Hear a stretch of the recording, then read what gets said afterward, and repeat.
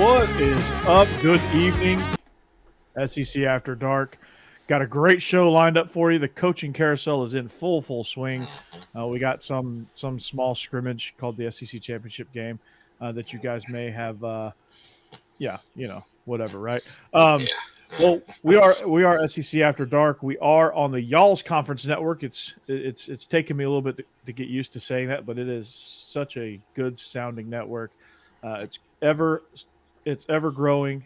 It's great. But joining me to deliver this show is Stephen Willis and Jake Thomas. Jeb got so excited that Josh Heupel is going to stay at Tennessee that he just couldn't contain his dinner.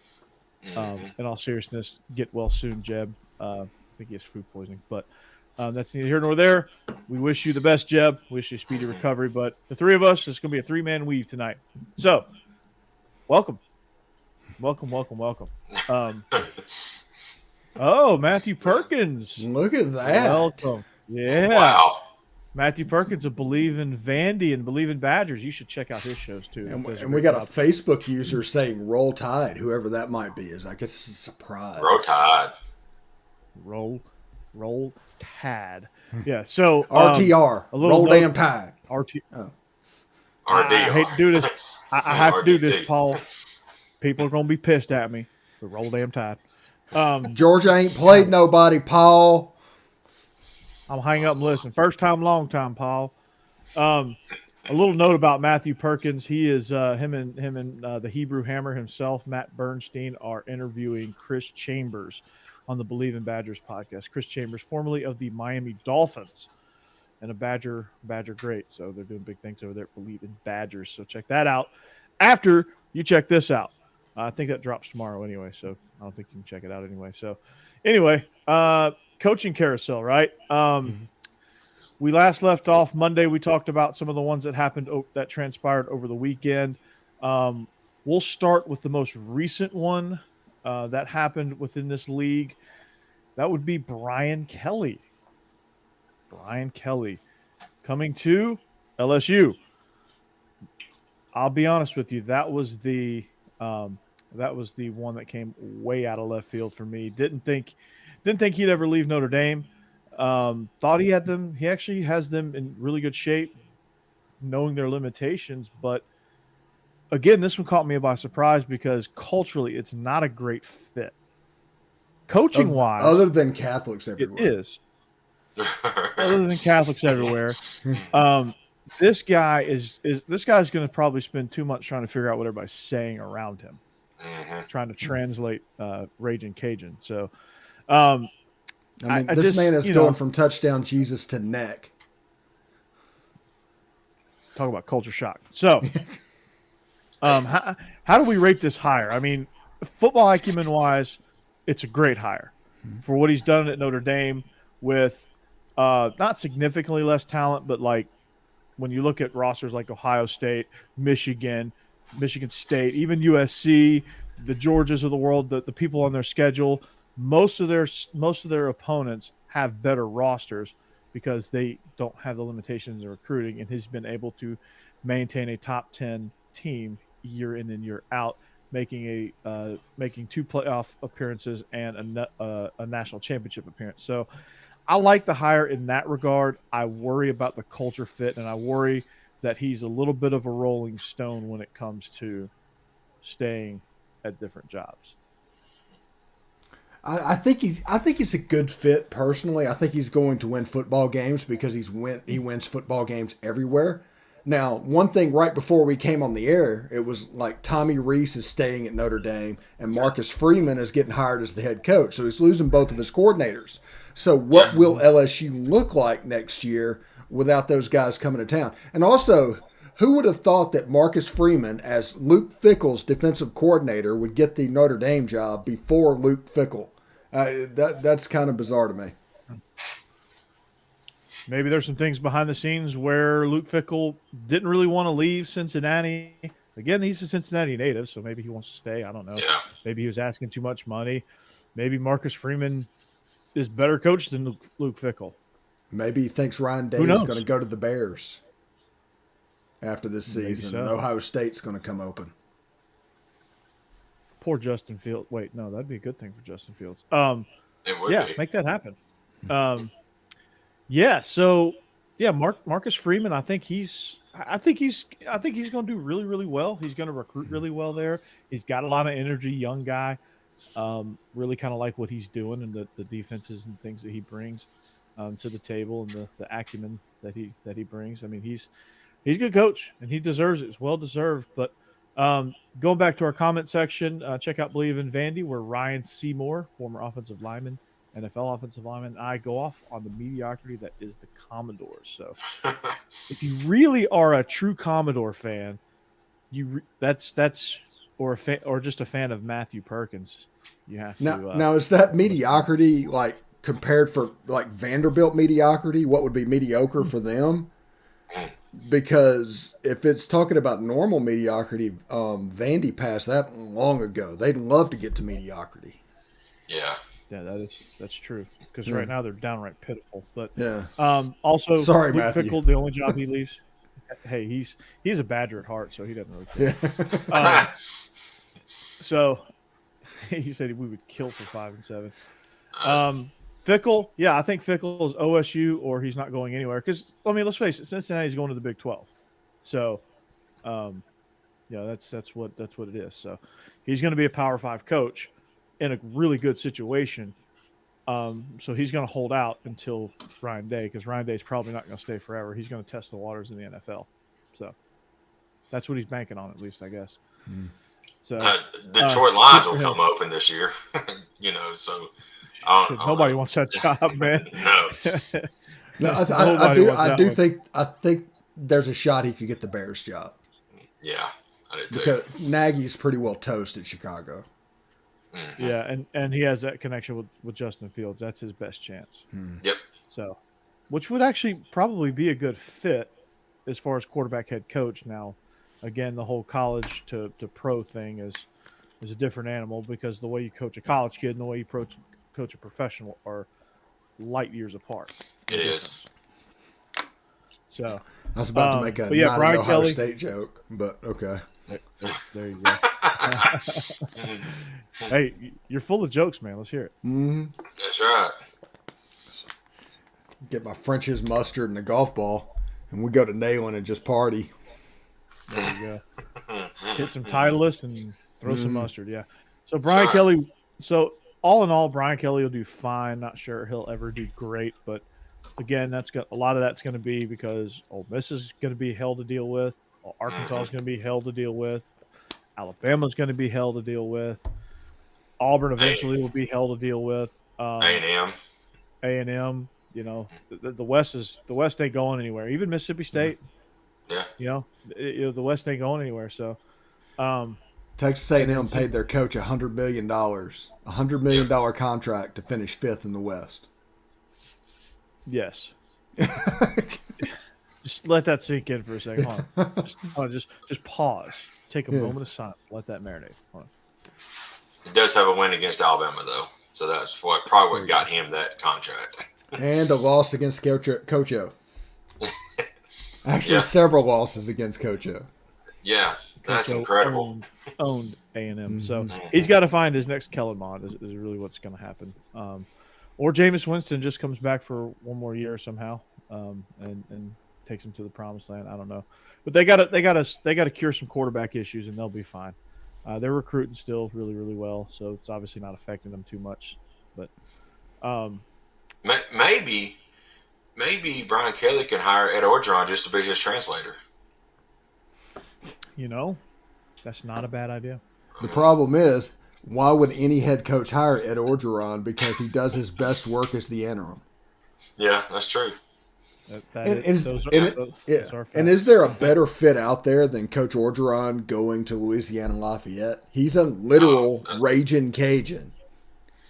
I mean, we said on Illegal Motion, we did a whole Coaches Carousel episode that's out today, that dropped today, where we literally went job by job and discussed it. Right, we graded it, everything, the whole 9 yards. So we talked about. We talked about that, like how the university could save money by hiring Ed Orgeron because now they don't have to pay a mascot. It's just their head coach. So like Yeah. that's one less person you have to employ, and that's probably $30,000 that goes right back into the budget, which in Lafayette that's probably goes a long way. Probably buy a couple helmets these days. Also, if you want to look at Oklahoma, even changing gears, I mean, Big 12 after dark, SEC after dark, however you want to put a hyphen in there if you want to. We're going all over the map right now. Yeah. The two coaches that are leading for that job, people think, are Brent Venables and Dan Lanning. Mm-hmm. I mean, I think, obviously, I'm a Georgia guy. So this is going to come off as, oh, well, you're just saying that because he's at Georgia. No, I'm not. I think Brent Venables, what he has going for him is the fact that he's been in Norman before, so they're familiar with him. I just don't think he's a head coach type. And he's making $2.3 million. Why would he leave that? Yeah. I think Dan Lanning, personality-wise, has the personality, very similar to Kirby, actually, has the personality to be a head coach. I think he's going to be a great recruiter. He's going to be great in front of the media. He's going to be great talking to boosters. Just got a lot of energy. And it's genuine. So I think if it's not Oklahoma, he'll be a good fit somewhere. But if he gets that chance to go to Oklahoma as a head coach, I think they ought to get him because I think long term he will do a lot better than Brent Venables. But Brent Venables is in his 50s. He is right there on the edge of just being a career assistant, and that's okay. That's okay. Yes. I mean, he's close to John Chavis. Yeah. I mean, he's a great coordinator. Mm-hmm. Much better than John Chavis will ever be and has ever been. And so I have a immense respect for Brent Venables. I just don't think he'd be a good fit as a head coach, much like Bud Foster. Like, it just wouldn't work out because he just doesn't have that personality. He doesn't have that drive. There it is. Yep. Bud Foster. Yeah, look at there. Yep. Look at there. Big Chuck SEC Amato. after dark. Yeah. Although he tried to be a head coach. And it didn't work. It didn't work. It did not work. He was like the assistant DC under Mickey Andrews at Florida State. So, Will Muschamp would be a good fit for Oklahoma. Nope. No. He's a career assistant too. He's tried twice. The question on there is, where do you think Spencer Rattler will go? SEC? No, I think he's going to the Pac-12. I think he's going to Arizona State. Ooh. Arizona State, or I've heard Texas too. I don't think an Oklahoma quarterback, unless they're that petty, is going to go to Texas. Yeah. You know Spencer Rattler? Yeah. He is that petty. Yeah. But yeah, either way, whoever he signs with, this signing will be a double bird to either the NCAA or Oklahoma. That's what this signing will be. And he prefers both, probably. Yeah, and Sark probably thinks he can turn him into Tua, who, by the way, has been the best quarterback in the NFL for the last month. No big deal. No big deal. You're Dolphins, apparently. You're no longer a Saints fan, Steve. No, I'm always a Saints fan. I've been hoping for a year that the pressure that Tua wasn't very good was going to make them get rid of him so they could fall to Sean Payton and Tua would become a Drew Brees 2.0 because that's what he is. Mm-hmm. Yeah. That would be nasty if he went there. The guy, the Facebook user brought up Spencer Rattler, but my question is, where's Caleb Williams going to go? Is he going to follow Lincoln Riley out to USC, or is he going to stay at Oklahoma? I'm thinking he's going to go to USC. I think he goes to USC. Yeah. It depends on NIL. Yeah. He's going to go where the deal is. If he goes, he's going to USC. What they're doing to Oklahoma and USC, this has been the most vindictive, petty thing I've ever seen. Recruiting is what it is, and however you take it. But this feels personal and intentional. And all these players transferring away, it reminds me of Ole Miss when they went on probation in 2017. And Jim Harbaugh was camped out at the IHOP to get Shea Patterson and things like that. That's what it feels like. Although Oklahoma's done nothing wrong. But the rumor is that Lincoln Riley was against the SEC move. And he was looking to get out because of the SEC move. And When he did, he just decided to build his own program in his own image that he did in Oklahoma at USC, and the easiest way to do that is with Oklahoma's players. It's bizarre. The good news is Oklahoma's going to get to sign 32 this year. That's about the only good news. Yeah, it is. And whoever is the head coach is going to be the beneficiary of that. Then he doesn't have to worry about Mark Stoops. He signed an extension today with Kentucky, got himself a raise. I think he just wants to be there, and that's good for them. That's very good for them. Yeah, the rumor is Lane Kiffin has about a $9 million extension just waiting to be signed. That'll probably go public in the next week or so. And then Kirby, I'm sure he's making only 7.5, so I'm sure he'll get that bump. I saw the thing about free Netflix. All right. Yeah, I mean that was the kicker in the deal, man. Free Netflix. So Jake, your Tide Talk partner, Stacy, is talking about Pete Golding to Louisiana. Yes. Are you happy about that? For multiple reasons. I mean, Pete, if he wants to be a head coach, that'd be a good starting point. He's got a solid foundation because Billy Napier left it in a good, in a good Really program. good shape. Yeah. So if he wants an opportunity to see how he can do as a head coach, that would be a perfect spot for him. Because, honestly, I don't think the offensive or defense coordinators for Alabama will be back next year. I think it's already kind of had been really released because Saban don't really try to get rid of anybody during the season. But just the way the teams played, I think that they're both going to be gone at the end of the year. So they're probably looking elsewhere. Yeah, I mean, I think Bill O'Brien's got to be gone. I mean, just him not being able to run the ball is an abomination. Yeah. That should never happen at the University of Alabama. Pete Golding going there would be good. Lincoln Riley to USC. I think it's a good fit culturally, offensively. I think if you're looking for a perfect fit, that is a perfect fit. Lincoln Riley to LSU would have just been weird. But Billy Napier, home run to Gainesville. I think he is. I think he's going to do really, really well there. He's a good program builder, great recruiter, something that they haven't seen in 5 years.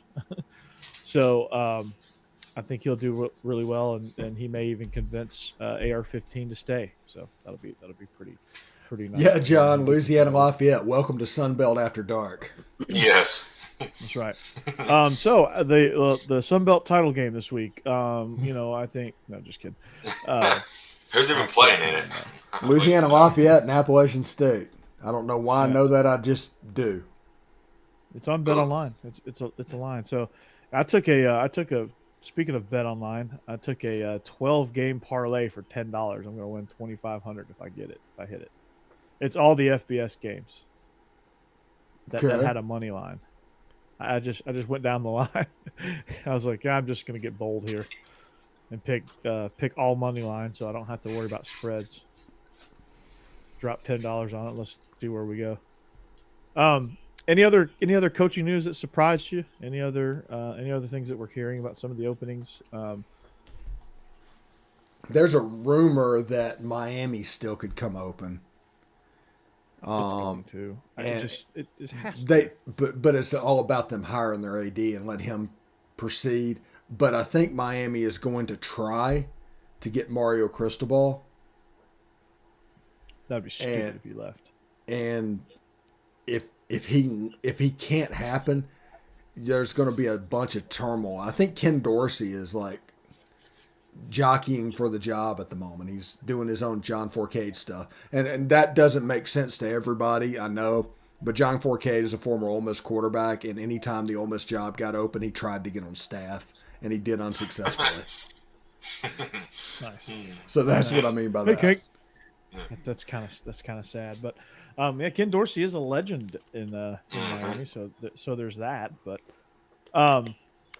our week has been good. It's been weird getting used to being back at school full time for a full week.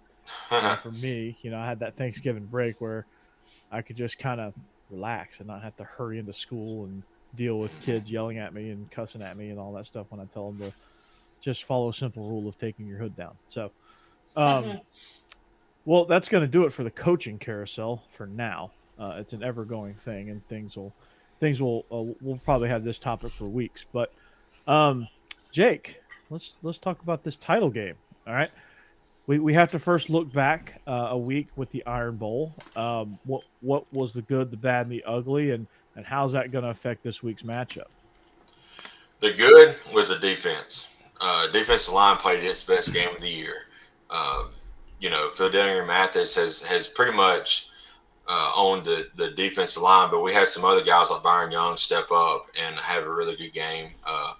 Of course, Will Anderson's continues to be a beast. I don't know how anybody's going to be able to stop him.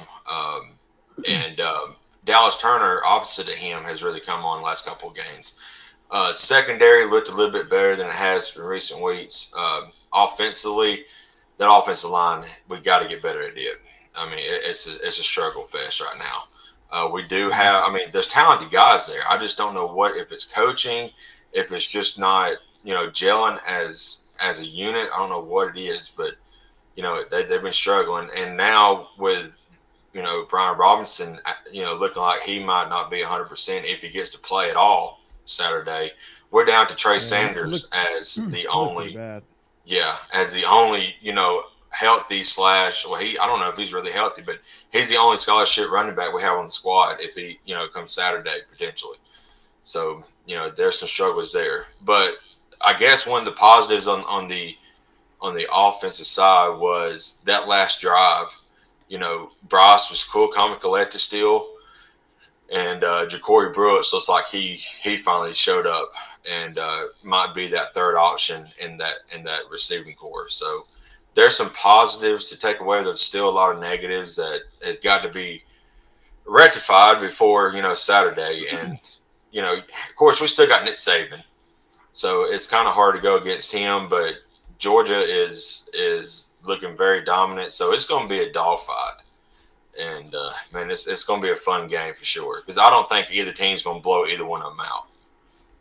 No, to think that is just asinine, and that would just Right. be, a homer statement. Like, it's Nick Saban, that's Alabama. At the end of the day, they're still the number 2 team in the country.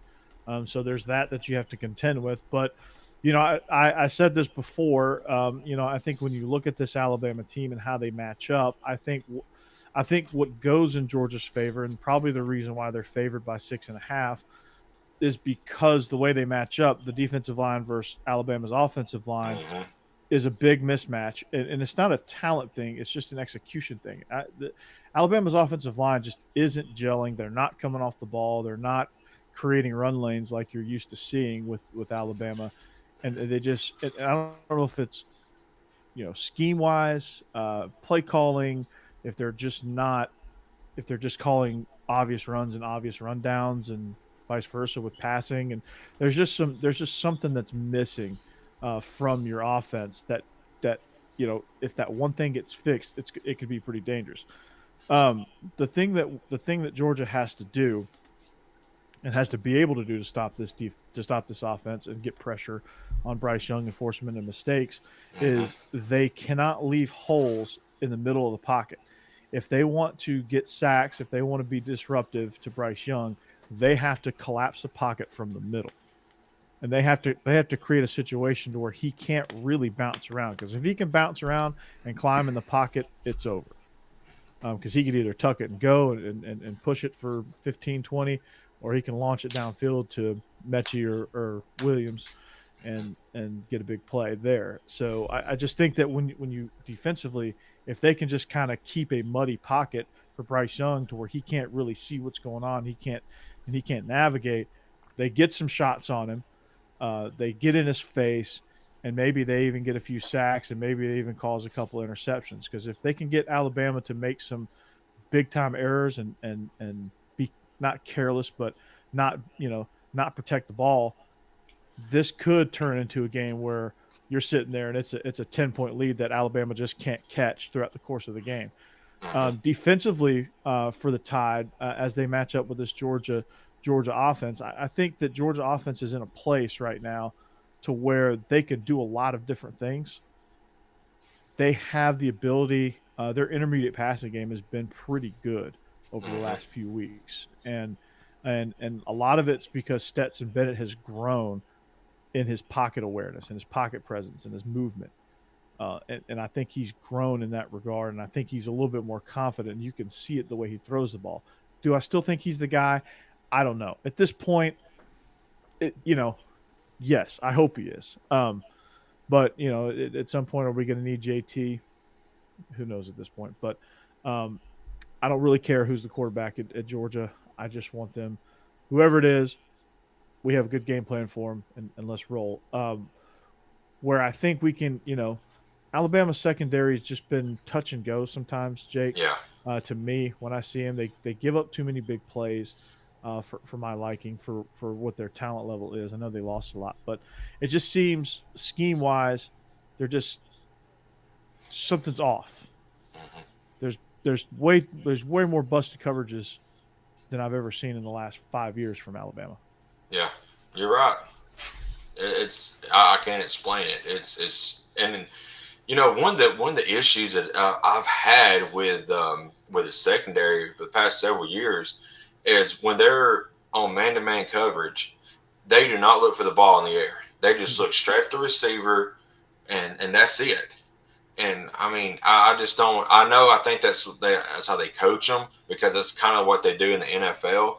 But I mean, if you get your eyes around you and try to find that ball, you can either make a play on it, knock it down, or try to intercept it.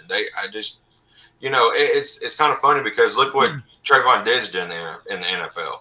He's got like 8 interceptions this year alone. He only had 2 in his career at Alabama, and he's a 3 or 4 year starter. So I just don't understand. The secondary has talent, but they just now Jordan Battle's playing a lot better here lately, so that's a positive. And Brian Branch had a really good game the other night, and D'Amico Ryans was like a missile in the Auburn game. So maybe they're getting there, but it's going to be tough against Georgia. My biggest thing I want to see is how Georgia's run offense does against our rush defense, since we're 5th in the nation. I know they're going to try to establish the run early, so are we going to be up for it?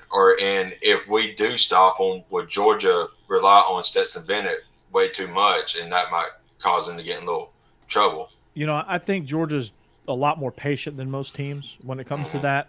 Like when you go against a run defense like Alabama's, we have 4 guys that we can deploy. Zamir, James Cook, Kenny McIntosh, and eventually a healthy Kendall Milton. And I think he's going to get cleared this week. But you have 4 guys that you can roll in and out, so they can be a little more patient with the run game, because it's going to be tough sledding. But they're just going to keep pounding, and just keep doing what they do, because what ends up happening is those guys get tired of tackling Zamir. They get tired of tackling James Cook, because James Cook, believe it or not, is 220 pounds. Yeah. He doesn't look it, but he's 220 pounds. They're going to get tired of tackling those guys. And that's kind of how Georgia's run offense wears on you. Like it's 2 yards, it's 2 yards, it's 3 yards, it's 4 yards. And then in the second half, it's 2 yards, 3 yards, boom, 20, boom, 16, boom, house. And that's kind of how it goes. And that's kind of how you got to be. And a lot of teams aren't that patient.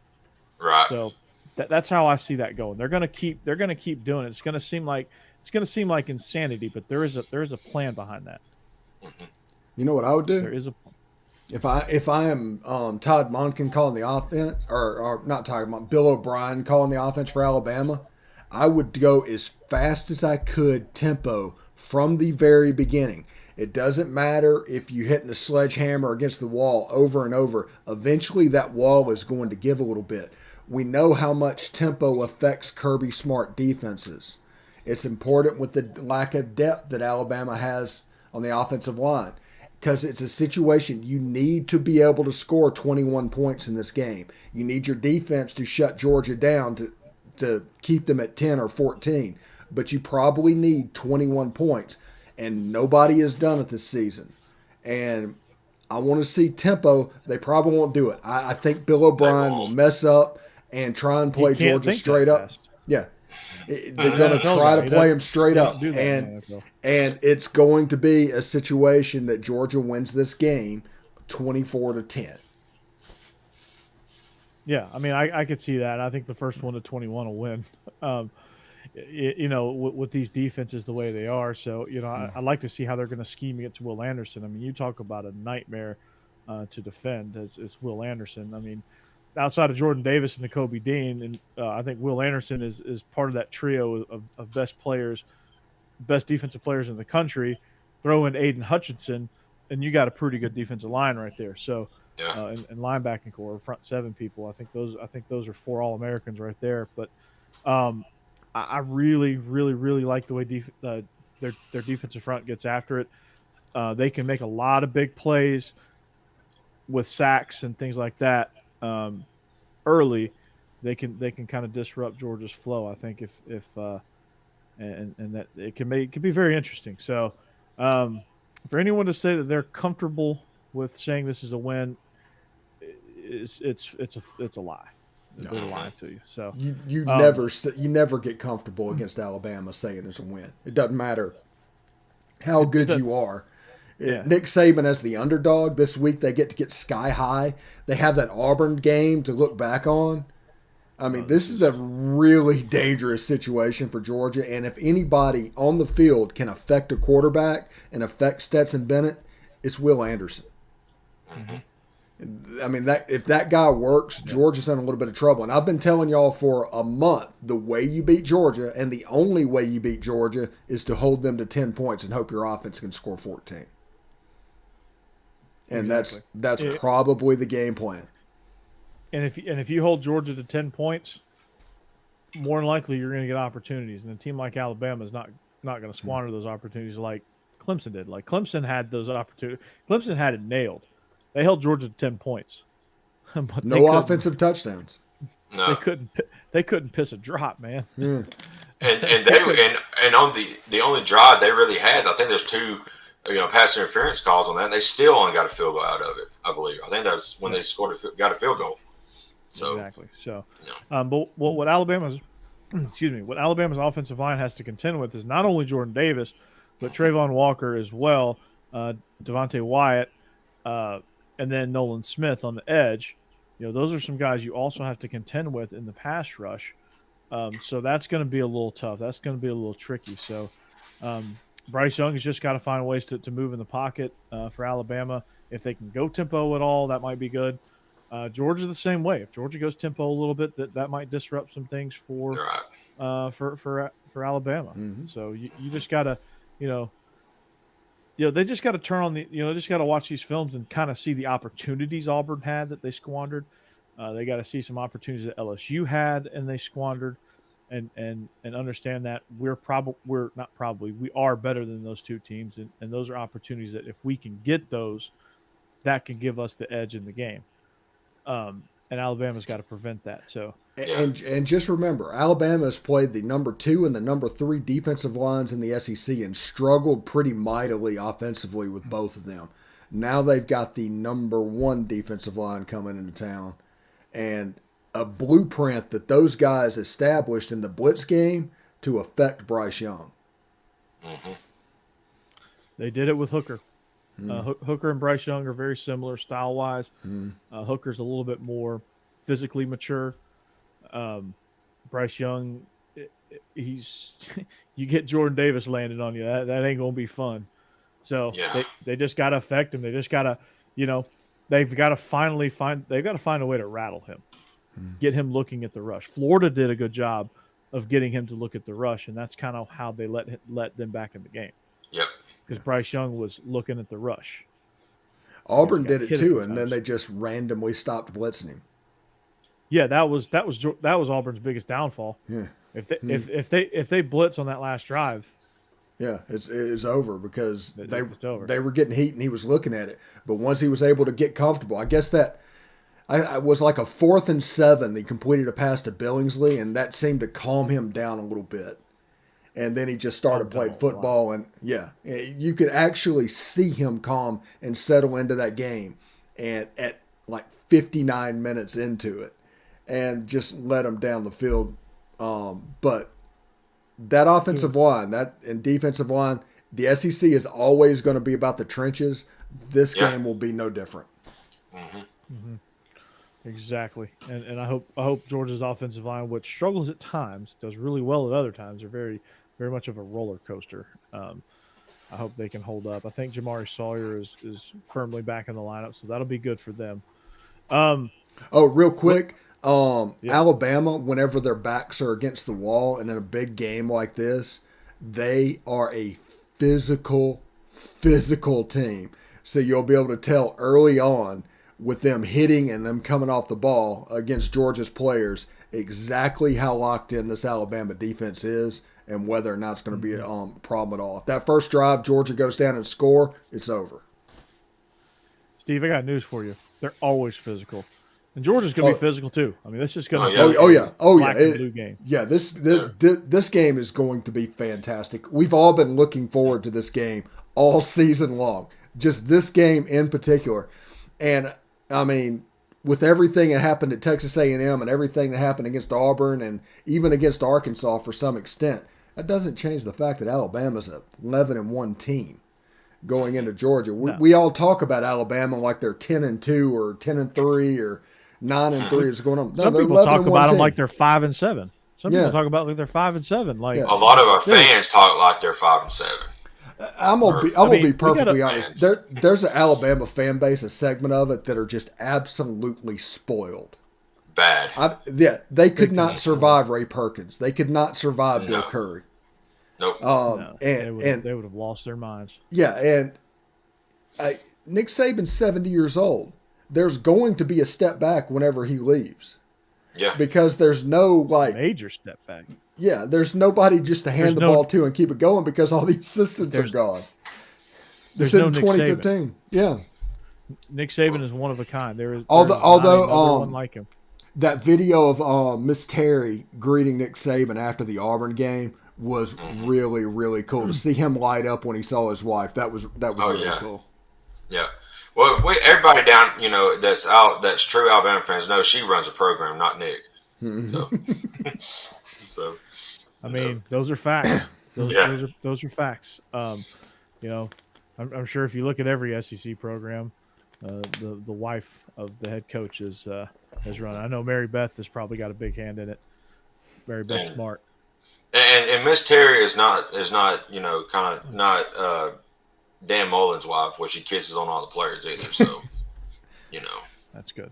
Yes. No, when I worked at Ole Miss one year, I worked underneath a video guy that came from LSU that was there when Saban was at LSU, and so he knew Miss Terry. So he would tell stories all the time about the Sabans and that's going on. It was pretty cool. Yeah, that's good. Please tell me Ed Orgeron didn't make all the wives rip their shirts off too. Hope that didn't happen. There's no way he didn't try. That's probably true. That's probably why he got fired at LSU. Problem. So the chat is alive and well. I saw a comment from John Davis saying Nakobe Dean is a beast. That's you have very good taste, my man.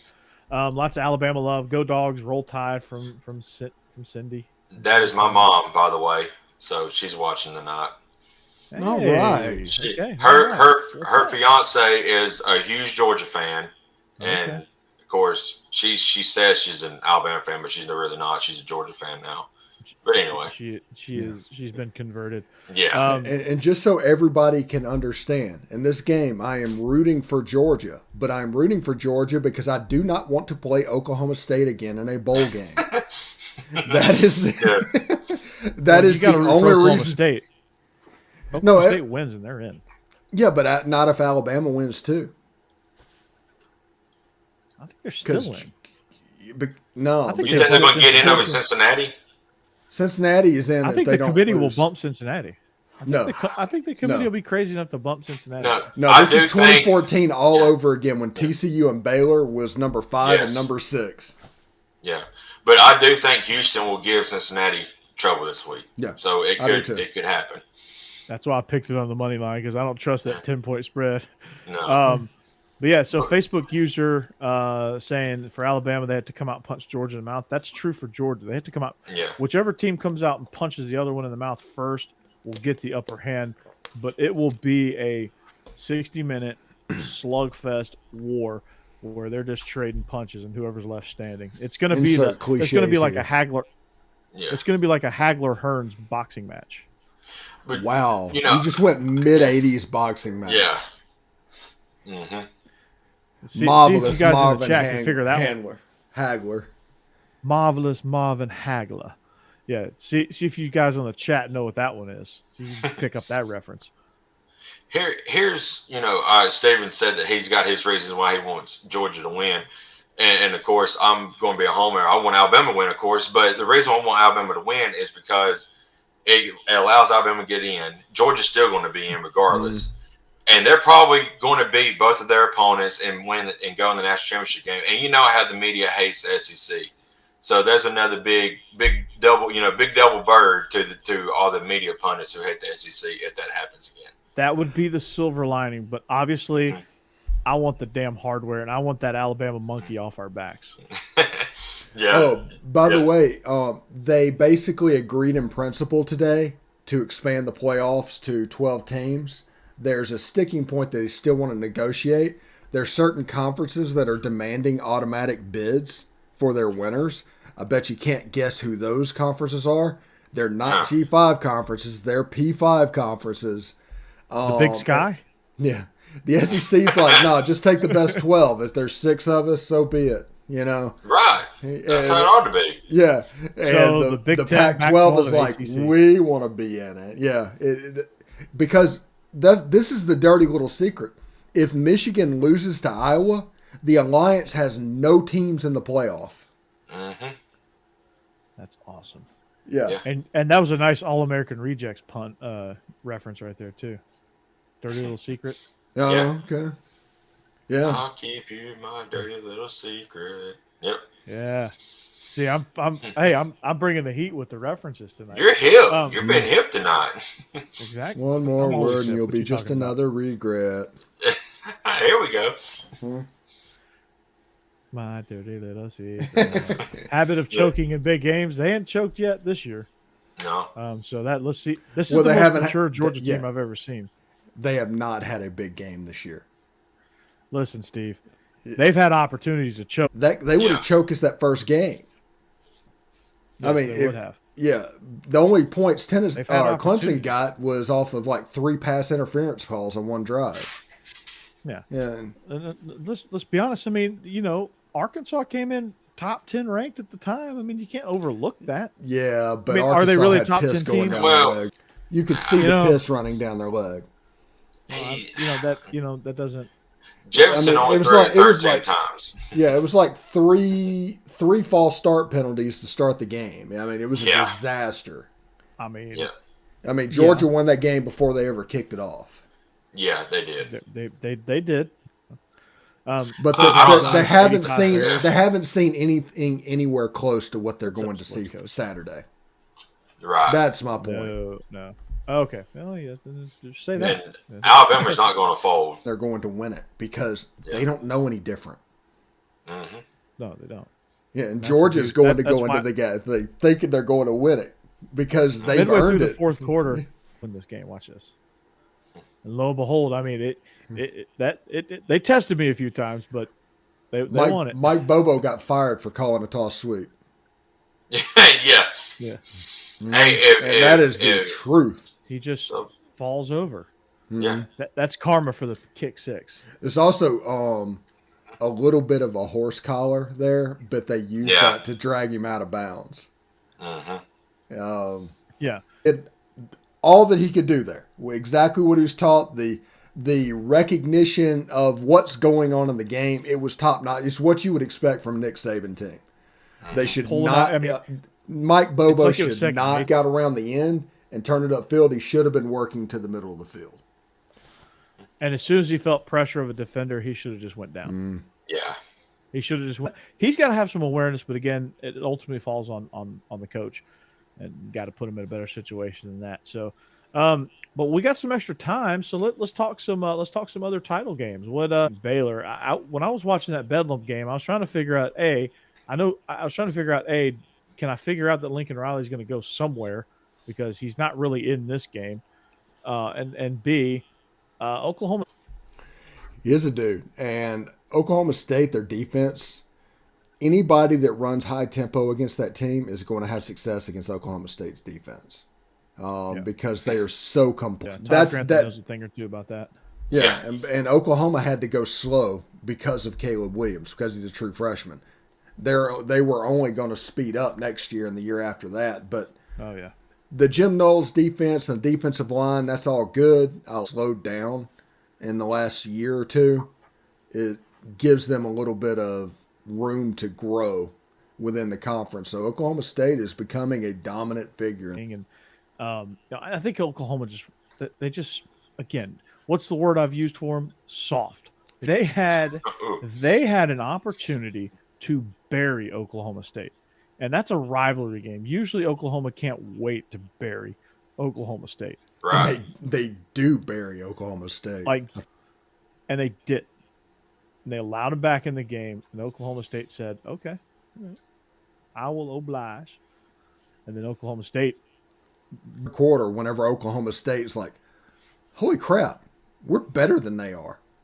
I mean, you could actually see that realization, and from then on, Oklahoma could do nothing, and Oklahoma State could do whatever. In this matchup, they've had so many years where they were really good and right there with Oklahoma as being the best team in the Big 12, and then in typical Okie State fashion, they were just kind of, which was good to see.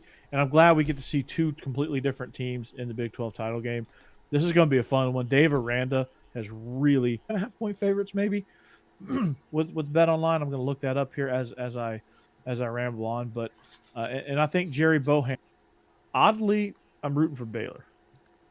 Didn't Oklahoma State beat Baylor? I mean, they're not a slouch either, though. They're like you said, David Aranda's got that team rolling right now. So they just play. They're not overly talented. I mean, Bohannon is really good. They don't beat themselves, which is really really good. And that's going to help them a lot. You know what Dave Aranda reminds me of? It's like, when you watch Baylor, they're young, they're raw, there's mistakes that are made every now and then, but they play clean. They know exactly what they are. They execute it. They're just the man-child. We haven't hit Saban at LSU 2003 time, but, I mean, it comes to calling a game. Yeah, and the players know that. And they see that, and they respect that, and they play hard for him, and that's why they play hard for other places too. And he signed that big extension, so they know that he's committed to them, and they respect the hell. What you want to play for if you're a college kid, and Baylor was looking at you. Yes. Another team I'm into our picks segment. Okay, I'm just picks. We're going to end with the SEC championship, so hold it. It's Western Kentucky versus the Roadrunners of UT San Antonio. Western is actually 3-point favorite runners. Bailey Zapp, the quarterback from Western Kentucky, needs 9 touchdowns over the Joe Burrow's record. I kind of like Western in this game. North Texas just beat UTSA down.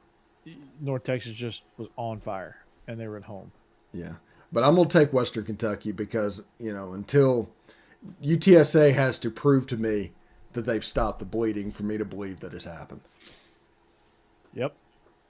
That's not a bad pick. I'm just going to take the Roadrunners. They've shown it more over the course of the season. All right, Utah and Oregon rematch from a few weeks ago in the Pac-12 title game. Utah is 3-point favorites. And the way they beat down Oregon a few weeks ago leads me to believe that they have the ability to do it again, but Oregon is also well coached, so maybe it won't happen again, but that's not going to stop me from taking the Utes. Yeah, I'm going to take the Utes as well. They've already got the win against Oregon, and they've already matched up with them, and they dominated that game. And I think they're going to come out and do the same as that game plan. And and maybe make adjustments at halftime. I just don't know if Oregon can keep up with them. Yeah, I'm going with Utah as well. It's going to be a Utah, Ohio State Rose Bowl. So the Utes are going to play the game. That would be a good game. That would be a good game. I'd like to see that. Yeah. The game we were just talking about, Baylor, Oklahoma State. I was correct. They are 5.5-point favorites. The over-under is set at 46.5, which I feel like is pretty low for this. That's very low. So you might want to take the over for some easy money there. Mm-hmm. But I'm rooting for Baylor, but I'm ultimately going to go with the Cowboys here. I would actually take this in the money line because I think I don't know that they can quite cover the 5.5, but I'm gonna go ahead and take the Cowboys here. Yeah, I'm going to take the Cowboys as well. They're playing really really good right now. They're a stout opponent in the Big 12. So they're they've already got the win against Baylor. So give me the Cowboys. How about them Yeah. Cowboys? Yeah, I'm going to take the Cowboys as well, just to get them out of the Sugar Bowl and any chance that Ole Miss can play them. There you go. So if Alabama loses, we'll have potentially Alabama versus Oklahoma State in the Sugar. That would be a great matchup. Yeah, it could be a great matchup, and I think the bowl selection committee is also trying to get an Ole Miss versus Notre Dame matchup in the Fiesta Bowl. That would be amazing one too. That would be fun. Utah State, San Diego State for the Mountain West Championship. I like San Diego State here. I think they're rolling. They're 6-point favorites. Yeah. I don't know much about either team, but I have watched a little bit of San Diego State this year when they was on late on Saturday nights, and I watched a little bit of the games. They're pretty good, so I'm going to take them. The Fighting Brady Hoax going with San Diego State. Got a boy. Clean sweep there. All right, Fun Belt Championship. Appy State 3-point favorites over Louisiana Lafayette. Even Bet Online doesn't acknowledge them as University of Louisiana. So I like Appy State here. Yeah, is Napier going to coach the game? I hadn't heard if he was or not. Probably. Napier's coaching the game. Yeah, that was the requirement for him taking the Florida job. Was him not going to Gainesville until after this game. I'm going to pick Louisiana Lafayette. Send him out on a high note, and the kids love him down there. And I seen something today saying that that they were really happy that he took that job because he's just a great guy. So I think they're going to send him off with a W in a conference championship. Alrighty. Yeah, and I'm going to go with Louisiana Lafayette as well. I saw them play Appy State earlier this year, and it was easy for Louisiana Lafayette, hard for Appy State, and I don't see how that's going to change in this championship game. Yeah, who knows? Looking at the American Conference, Houston taking on Cincinnati. Cincinnati is 10-point favorites. I'm all over this money line, but I think Cincinnati. I think they'll cover. They'll make me sweat for a little while, but they'll cover. I don't know. I think Houston is good enough to give them a run for their money, and I can see Cincinnati can probably win by a touchdown, but I think Houston's going to win and keep it close. Yeah, I think the first game of the season they dropped it to Texas Tech. And after that, they've run off 11 straight wins. And then you get Cincinnati. I think this is going to be a very good football game. It's going to be like the Fighting Clayton Tunes out there slinging the ball around, and some of that Dana Holgerson, like, faux air raid that he runs. Like, he does a lot of under center stuff now and kind of changed this game after going to West Virginia. So it should be interesting. I'm going to take Houston to cover the 10-point spread. When is that game? What time is that game? Same time as yours, I believe. That gummit. Yeah. I want to watch that game, but I have to have my eyes glued on the Alabama Georgia game. And speaking of our game, we'll come back to that. Right. Who's going to win the Dr. Pepper shootout? That's the main thing I want to bet now. ACC championship. Wake Forest, Pittsburgh 3-point favorites in this one. This one's a tough one to pick. I like Wake Forest. I think they're going to keep it tight because I think they can score. And obviously Kenny Pickett was in the Heisman race for a little while. I think he can put up some numbers too. Wake Forest can't stop a nosebleed. So I think this game will be up in the high 40s, which usually lends it. Wake Forest is usually within 3 points of their opponent most of the time. So I think they at least cover, if not win outright. Yeah, I'm going Wake Forest as well. I've seen enough of Pittsburgh against Tennessee to pit Wake Forest. I'm gonna take Pittsburgh in this game. Clemson. Dan Marino coming back or what? Um, basically, the Lions, Wake Forest struggled, and they gave up 56 points to Army. So defensively, I mean, this could be a game that Pittsburgh just goes up and down the field. They get a couple of stops on Sam Hartman. Maybe Wake Forest turns over the ball. They win it by 14 points. Okay. I feel you on that. That could definitely happen. Iowa, Michigan. I feel like this spread's I don't know. Maybe it's not too big. Michigan is 11-point favorites in the Big Ten championship, coming at you from Indianapolis. It's a night game. I like the Wolverines. Iowa can't do anything offensively. Yeah, I'm picking the Wolverines as well. I cannot stand Jim Harbaugh, but Iowa has zero offensive scheme right now. They can't move the ball to save their lives, and it could be ugly by the time this game's over with. Mm-hmm. Yeah, and props to Josh Gaddis for taking the basic Jim Harbaugh offense and put it in modern formations and to where it could be used. And they do tempo from time to time, but his power running coming from different angles. And I kind of enjoy that Michigan-Ohio State game. I kind of enjoyed watching that and the Michigan aspect of that offense because that was a physical domination. Just from start to finish. They showed you can be a power team from the spread. Mm-hmm. Yeah. Awesome. That was a great statement. All right, and last and certainly most, the SEC championship. That's why we're here. We are SEC After Dark. Georgia is 6.5-point favorites in the Mercedes-Benz Dome over the Crimson Tide, the number 2 ranked Crimson Tide. My rule has been always pick Georgia no matter what, and always pick Bama no matter what. So I guess my rule is at a crossroads here, but I'm gonna have to go with the home team here for me, the team that's going to be wearing red. That is the Georgia Bulldogs. I think they cover.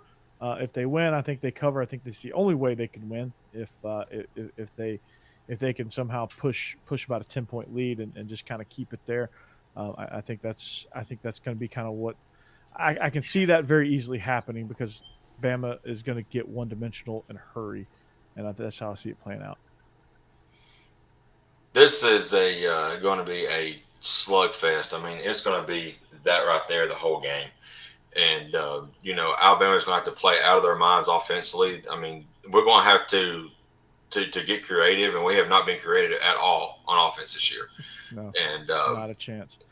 So I think it's going to be a defensive battle. And like you said, Corey, if either team I think gets a 10-point lead, it's over for whoever's behind. So it's going to be a slugfest. I do think Alabama's good enough to cover, but Georgia can win by field goal, or Alabama can win by field goal. But I got to take Alabama just because I'm the Alabama guy here. Yeah, you kind of have to. Yeah. When you look at this game, if Georgia scores 17 to 20 points, it's pretty much over. The key to this game will be Alabama's defense going against Georgia's offense. I mean, that's the whole key.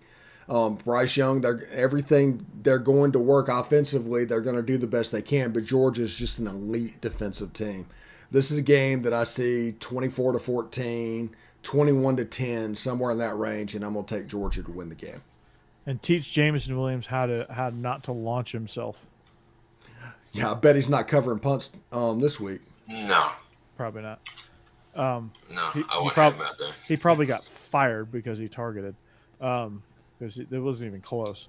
Like he launched it, but I was like, yeah, that's targeting. He's screwed. And if Jameson Williams plays in the game, like if that targeting doesn't happen, Alabama probably wins that game by 3 touchdowns. In the second half, it just breaks open, and they win that game relatively easy. But they were so reliant on Jameson Williams and Bryce Young right there, and both of their options weren't there. All of a sudden, they were in trouble. I was telling people all the time that Bryce Young means more to his Alabama team than Matt Corral means to the Ole Miss team. And that's been proven this year. Bryce Young is that offense along with Jameson Williams and John Mechie. But real quick about the Iron Bowl game, they had I I think his name was McCreary for Auburn. They had him covering Jameson Williams, and he did great early on. Jameson got the targeting penalty, got out of the game for the rest of the game. Then they moved him over to John Mechie. John Mechie struggled, against McCreary because he was just locking him down. He finally found some holes in the second half and got his stats up like he normally does, over 100 yards. But Alabama's got to have both of those guys on the field to have any kind of shot. And so do not do any kind of stupid targeting penalty, Jameson, and just go out there and ball out. But we got to have you. Yeah, that's a key. That's a big key. And George Pickens is back. We'll see how much in the game plan. That's exciting. That's very exciting. So we'll see how he factors in there. But that's going to do it for us here on SEC After Dark. We, however you found us, looks like a lot more of you did. Thank you for tuning in. Thank you for finding us. You can find the audio version on my Believe channel, Beast of the East. I will put this on that audio feed as well, so that you have it in podcast form. If you can't replay it on Facebook, Twitter, YouTube, wherever we are echoing and streaming. So we thank you for checking us out. If you want to be a sponsor, if you want to partner with our show, feel free to give us a shout at YCN_SEC. And then the rest of our stuff is right here down below.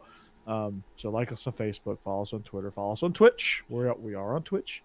And follow us on Instagram as well, or you can follow my shows on Instagram at least. But we are going to we're going to come back at you next week. Jake and I will be a little bit different of a format. Steve will be in Disney World. He'll have his Mickey ears on, so we're going to have a little bit different feel to it. But I think you'll still see Jake and I, and maybe even Jeb if he's still available. No, Jeb will be with me. He will not be there either. No, what you need to do is you just need to patch in from Space Mountain. Yeah. While you're waiting in the 6-hour line.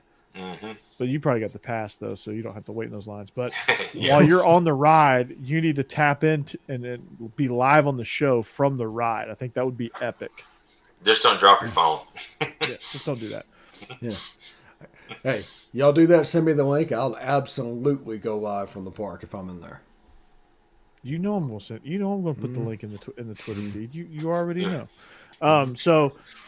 We'll hold it down, Corey. Yeah, we'll hold it down. Yeah, we got you. We got you. Yeah, Jake and I can. Jake and I, when the cat's away, whatever that saying is. When the cat's away, the mouse will play. There you go. Whatever that saying is. So that's the programming note for next week. But tomorrow night, Jake and Stacy are probably going to be joining us on Believe in Georgia Dogs to talk further, to break this game down a little bit further. That will actually be live to tape and air on Friday morning, so you can check that out. We're going to do a re-air Friday morning of Beast of the East for those of you that may have missed it on Monday night. But if you haven't caught on, we are everywhere. We are really everywhere. So you can find us and you can find me and just about anywhere these days. So, but that, like I said, that's going to do it for us. We are the SEC After Dark podcast. For Jake Thomas, for Stephen Willis, I am Corey Burton. Thank you for joining us, and until next time, peace. Roll Tide. Go Dogs. Hotty toddy. Gosh almighty.